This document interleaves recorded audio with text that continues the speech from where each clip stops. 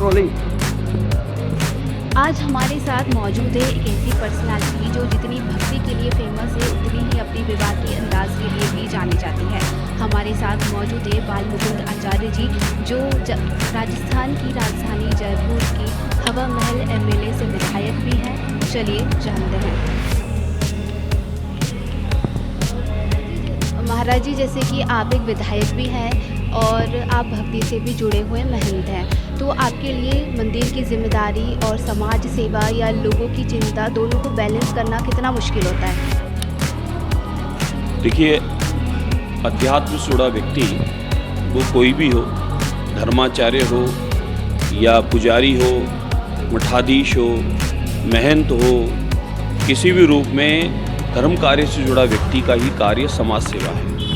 सर्व समाज को साथ लेना ये धर्माचार्य की ड्यूटी होती है और सर्व समाज के हितकारी या सेवा का काम करना ये उसकी जिम्मेदारी होती है।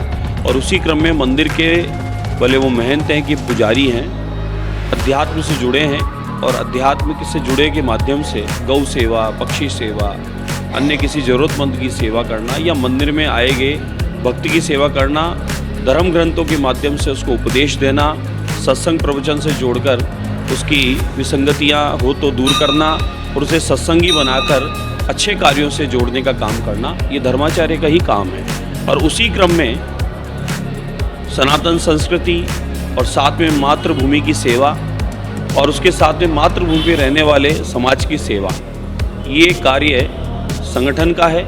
और भारतीय जनता पार्टी परिवार ऐसा है जहाँ देश पहले और देश में रहने वाला प्रत्येक व्यक्ति को उसकी सेवा करना प्रथम है और उसी काम में हम लोग जुड़े हैं, उसी काम को हम कर रहे हैं। ये गुरुदेव की, माँ भारती की और इष्ट देव बजरंगबली की कृपा है कि दोनों काम को जिम्मेदारी पूर्वक करने का कोशिश पूरी रहती है। और 100 तो कोई नहीं होता, लेकिन 99 की कोशिश रहती है। अभी चोमू कलिंदरी मस्जिद को लेकर जो विवाद चल रहा है, उस पर आपके क्या विचार हैं? पहले बात तो मस्जिद कहना गलत है, मस्जिद नहीं कहनी चाहिए। जिस प्रकार से काशी के अंदर ज्ञानवापी एक मंदिर ही था और उस ज्ञानवापी पे मस्जिद बनाने का प्रयास किया गया, प्राचीन शिव मंदिर को खंडित करके, जिसमें शिव आज भी विराजमान है, माँ अन्नपूर्णा आज भी विराजमान है और प्राचीन उसमें चिन्ह उस मंदिर के आज भी विराजमान हैं, उनको खंडित करके और उसको एक मस्जिद का नाम दे दिया जाना था।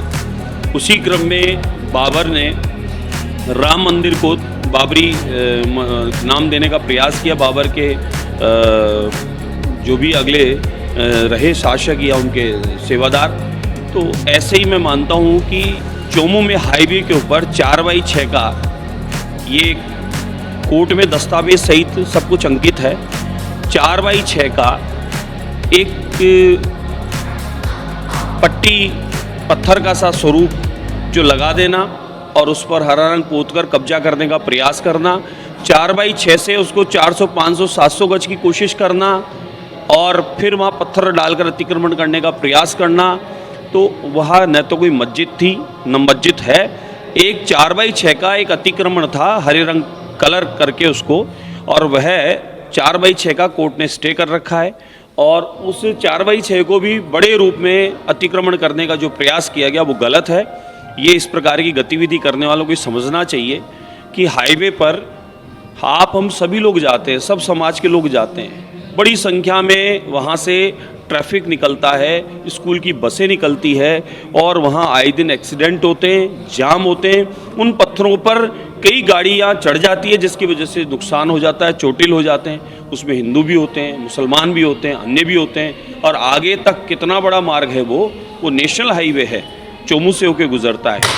जब इतनी बड़ा मार्ग के बीचों बीच अतिक्रमण करना ये उचित नहीं है। फिर अतिक्रमण करने वालों को समझाइश करके हटाने का जब पालिका काम कर रही है, उसके बाद में विश्वासघात करना, पुलिसकर्मियों पर पत्थर मारना, वहाँ पर कई बंदूकें, कट्टे इत्यादि जो निकल कर आ रहे हैं, पत्थर निकल के आ रहे हैं, हथियार निकल के आ रहे हैं, तो कोई ना कोई सोची समझी साजिश है इस प्रदेश में वातावरण दूषित करने की।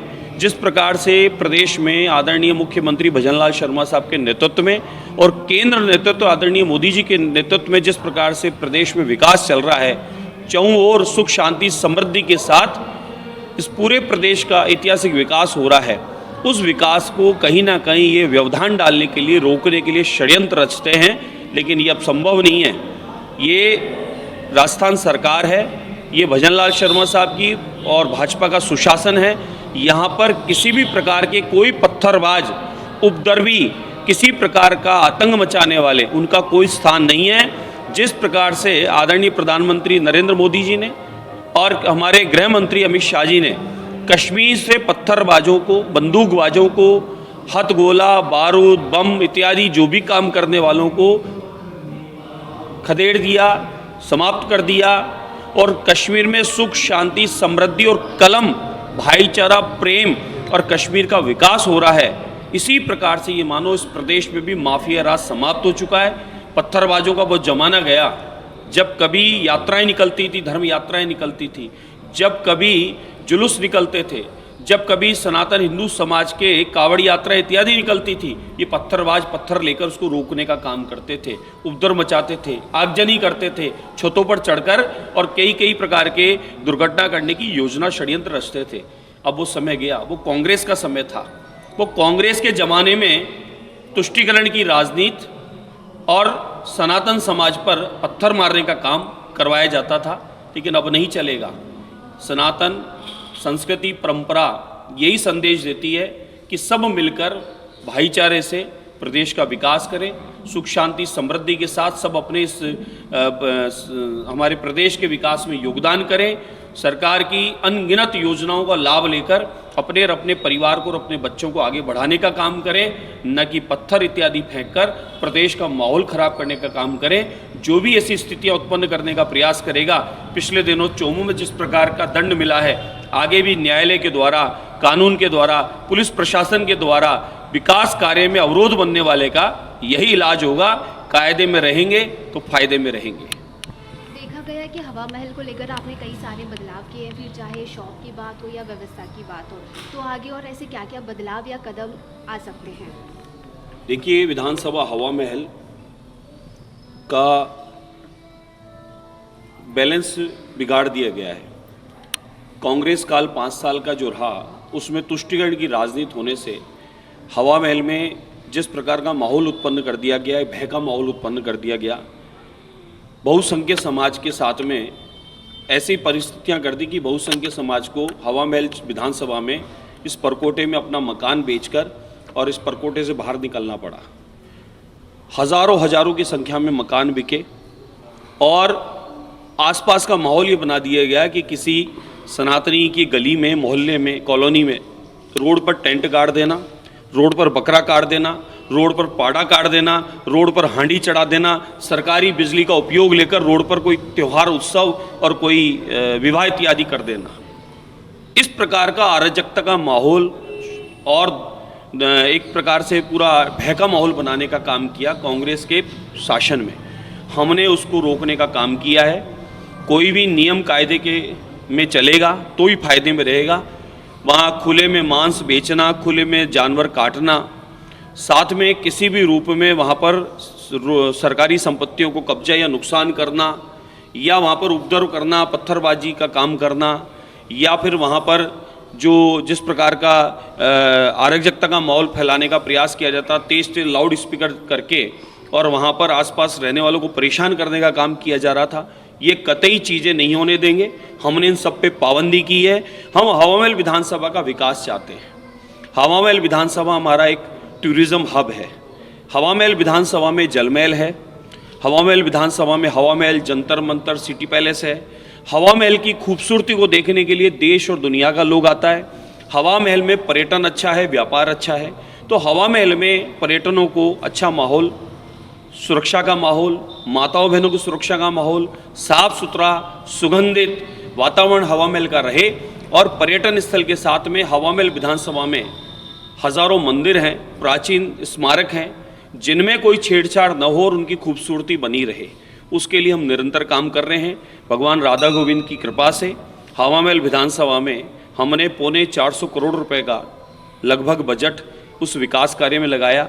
बहुत सारी जगह आज़ादी के बाद से अब तक सीवरेज लाइन नहीं था, बहुत सारी जगह पाइपलाइन नहीं पहुंच पाई थी, और पिछले कांग्रेस काल में बहुसंख्यक समाज के जो क्षेत्र थे उनमें 1 रुपये का डेवलपमेंट का काम नहीं किया गया। तुष्टीकरण की राजनीति के चक्कर में जिनको अल्पसंख्यक कहते हैं या अन्य समाज कहते हैं उन्हीं के यहाँ विकास कराया गया।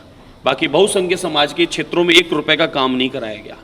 लेकिन अब हम लोग बिना भेदभाव के, भले वो अल्पसंख्यक हो, बहुसंख्यक हो, वो किसी भी समाज का बंधु हो, हवामहल विधानसभा का 2,68,930 मतदाता वो हमारा परिवार है और उसकी सेवा करना हमारी जिम्मेदारी है। और संकल्प के साथ हम लोग हमारे संपूर्ण विधानसभा का ऐतिहासिक विकास कर रहे हैं, पर्यटन को बढ़ाने का काम कर रहे हैं, रोजगार को बढ़ाने का काम कर रहे हैं। हमने वहाँ के विद्यालयों को क्रमोन्नत किया है। वहाँ पर आने वाले समय में बड़ा अस्पताल जो स्वीकृत हो गया बन रहा है, अस्पताल बन रहा है, खेल स्टेडियम बन रहा है। साथ में हमने एक गनगोरी अस्पताल के नाम से पंडित दीनदयाल अस्पताल जो था उसका एक नया बिल्डिंग तैयार हो गया और एक बड़ा अस्पताल SMS की तरह मिनी अस्पताल तैयार हो रहा है। साथ में हम लोग आने वाले समय में वहाँ पर सब्जी मंडी, फल मंडी, फूल मंडी उसकी व्यवस्था कर रहे हैं। पर्यटन के लिए और अच्छा हम क्या कर सकते हैं उसकी योजना बना रहे हैं, सुगम मार्ग कर रहे हैं, ट्रैफिक को नियंत्रित कर रहे हैं, पार्किंग ज़्यादा बना रहे हैं। वहाँ के स्कूलों को हमने क्रमोन्नत करके कॉलेज बनाने का काम किया है। और साथ में स्कूलों के अंदर हम लैब अपने बजट से, कुछ दानदाताओं से, कुछ सरकार के से योगदान लेकर डिपार्टमेंट के हिसाब से जो लेना चाहिए वो सभी लेकर हम लोग प्रत्येक विद्यालय में स्पोर्ट्स एकेडमी बनाने का भी काम कर रहे हैं। अभी हम लोगों ने 2 वर्ष में ऐतिहासिक काम, आप काम बोलता है, आप क्षेत्र में जावें, काम देखें। खुले में न मांस बिकेगा न बेचने देंगे, खुले में न जानवर बंधेगा न हम काटने देंगे। खुले के अंदर बिना नियम के, बिना लाइसेंस के जिस प्रकार से जो अवैध काम हो रहे थे कतई नहीं होने देंगे, हमने बंद कर दिया। हम लोग नियम कायदे से हमारी विधानसभा को उन्नत करने के लिए, विकास के लिए निरंतर काम कर रहे हैं और आने वाले समय में ऐतिहासिक काम हमारे क्षेत्र में और होने जा रहे हैं।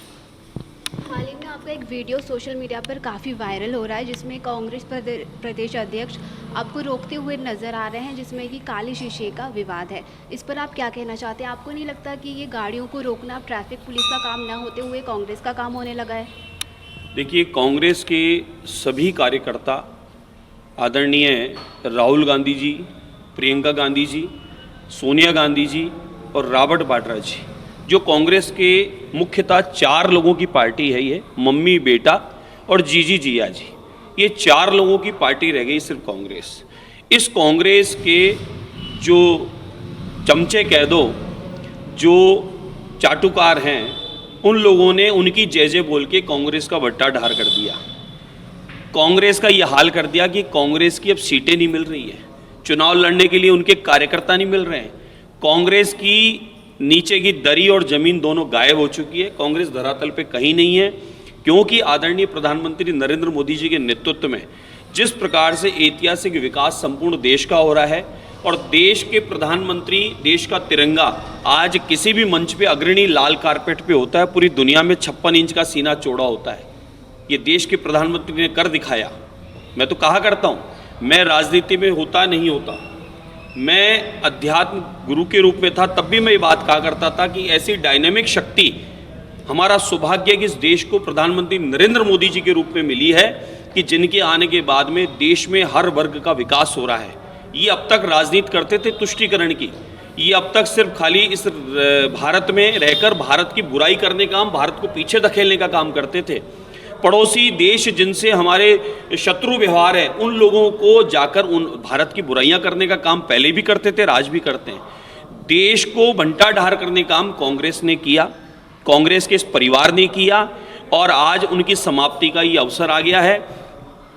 अभी जिनकी आपने चर्चा की, प्रदेश कांग्रेस के अध्यक्ष गोविंद सिंह जी टोडासरा, जो पेपर लीक माफिया गैंग के सरगना हैं, अनगिनत कांग्रेस काल में 5 साल में घोटालों के राजा रहे हैं और खुद मुख्यमंत्री अशोक गहलोत जी के कार्यक्रम में, बिड़ला ऑडिटोरियम में, शिक्षा विभाग के कार्यक्रम में गहलोत जी ने पूछा सभी शिक्षकों से, ये वीडियो आज भी मौजूद है, क्या शिक्षा विभाग में ट्रांसफर या किसी काम के पैसे देने पड़ते हैं? तो सभी ने एक सुर में कहा कि हाँ देने पड़ते हैं। गोविंद सिंह जी टोडासरा को चल्लू भर पानी ले लेना चाहिए, उसी समय त्याग देना चाहिए और जिम्मेदारी ले लेनी चाहिए कि आपके डिपार्टमेंट के सारे गुरुजन शिक्षकगण वो साफ साफ कह रहे हैं कि आप पैसे लेते हैं, शिक्षा विभाग में घोटालों के सरगना आप हैं। शर्म आनी चाहिए। टोडासरा जी बोले कि मैं गमछा हिलाता हूँ तो आपको तकलीफ होती है, और मोदी जी हिलाते तो मैंने कहा टोडासरा जी आप गमछा हिलाते हो ना तो कांग्रेस का सुपड़ा साफ हो जाता है, और मोदी जी गमछा हिलाते हैं तो कमल का फूल खिल के आता है, और देश में पूरे में कमल का फूल खिलता जा रहा है मोदी जी के गमछे से। इसलिए आप ऐसे ही गमछा हिलाते रहो, आने वाले समय में जो 2 4 5 सीट बची है वो भी कहीं दूर दूर तक नज़र नहीं आएगी। तो डोडासरा जी को शायद मेरी बात खल गई, अच्छी नहीं लगी हो, सच्चाई है, हो सकता है बुरी लगी हो उन्हें, तो उस करके उन्होंने कहा कि काली शीशे क्यों हैं। मैं कहा मेरी गाड़ी पे तो काली शीशे हैं, मान लिया, लेकिन मैं कहा आपकी तरह काले कारनामे वो हमने नहीं किए, न भाजपा के किसी परिवार के सदस्य ने किए, न हमारे स्वभाव में है। कांग्रेस काले कारनामे, घोटाले और पेपर लीक करने के माफिया और अपने परिवार रिश्तेदारों को आरएस बनाने के ये आरोप हम पर नहीं है। काले शीशे जरूर हो सकते हैं, लेकिन इस प्रकार के भ्रष्टाचार के आरोप नहीं हो सकते जो आप पर लगे हैं, और वो कभी आप धो नहीं सकते। इसलिए टोडासरा जी काले शीशों पर ध्यान मत दो, आपके काले कारनामे जो धीरे धीरे खुलते आ रहे हैं। आदरणीय मुख्यमंत्री महोदय ने कह दिया है कि मछलियां बड़ी बड़ी पकड़ ली, अब मगरमच्छों का नंबर है, ध्यान रहे कब मगरमच्छ जाल में फंस जाए, चिंता रखो। एक बार के लिए जैसे मान लेते हैं कि आपसे जाने अनजाने में नियमों का उल्लंघन हुआ भी होगा, तो अगर इसको लेकर कोई कार्रवाई होती है, जुर्माना देना होता है, तो क्या आप स्वीकार करेंगे? बिल्कुल, अगर मुझसे कानून नियम कहीं मुझसे भूल हुआ है, कुछ वैसा रहा है, तो मैं भी जिम्मेदार हूँ। हर एक भारत का नागरिक, वो आम हो कि खास हो कि कोई भी हो, नियम फॉलो करना उसकी जिम्मेदारी है, उसको करना चाहिए। इसलिए विषय ये नहीं था, विषय ये था मेरी गाड़ी कहीं और खड़ी थी और किसी और की गाड़ी वहाँ खड़ी थी, तो उनके साथ आगमन हो गया, कोई बड़ा विषय नहीं था। ये जिम्मेदारी हम सबकी बनती है, जनप्रतिनिधियों की, आम आदमी हो। लेकिन टोडासरा जी क्या है, मेरे द्वारा कहीं अपनी चर्चा लाइमलाइट में आना चाहते हैं, क्योंकि उन्हें आजकल ना कोई जानता न मानता।